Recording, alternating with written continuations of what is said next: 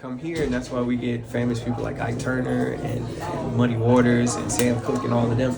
Granted, Sam Cooke, Ike Turner, they all grew up down the street, so they're used to coming here. But all these other names that would come into town or go to Memphis to perform, they couldn't stay there. They could perform there, but they couldn't stay there. They weren't allowed to stay, so they would have to come all the way down here. So that's why we have all these famous people that come through. Welcome to the Riverside Hotel. We're in Clarksdale, Mississippi on Sunflower Avenue, 615 Sunflower Avenue. And this is my place, well, my family's place. I'm the 4th generation of the Riverside Hotel. We are currently standing in the Bessie Smith room. In 1916, this was a black hospital, and this is where Bessie Smith actually passed away, right here in this room. And my great-grandmother in 1944, she bought the place and turned it into a hotel for travelers, especially black travelers during the time. It was a safe haven for all black travelers to come through. You had people like Muddy Waters, Ike Turner, Sam Cooke, and many more. So it's a very special place for me and for my family. Yeah, so we closed down in 2020. There was a tree that came across the building, so we had to close down, and it was a blessing in disguise because during that time we didn't know the building was kind of shifting and it almost went into the river. So we got a grant from the National Park Service for, I believe, $700-something thousand, and we're now redoing the foundation of the building to hoist the building up so it doesn't fall, and we're also going to do the roof.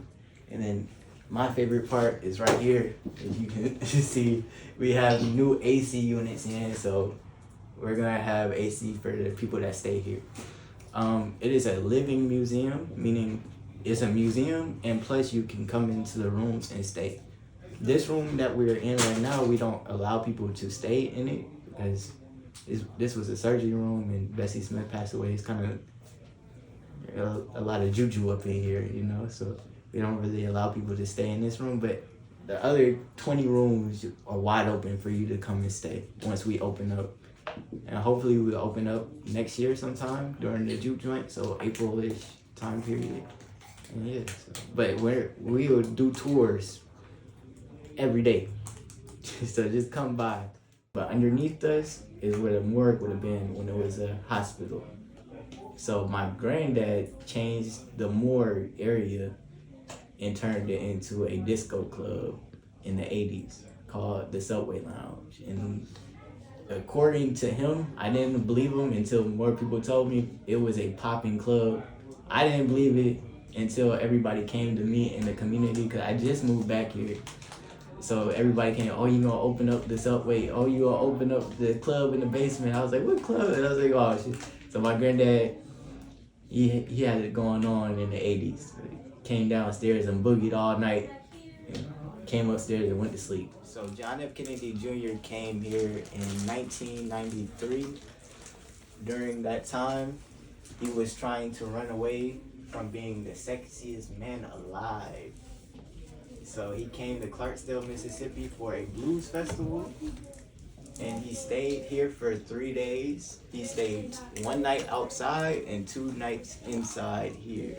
This room is connected to a room right down the hallway, which would have been my great-grandmother's room. And he came inside to get all the stories from my great-grandmother, and they talked all night.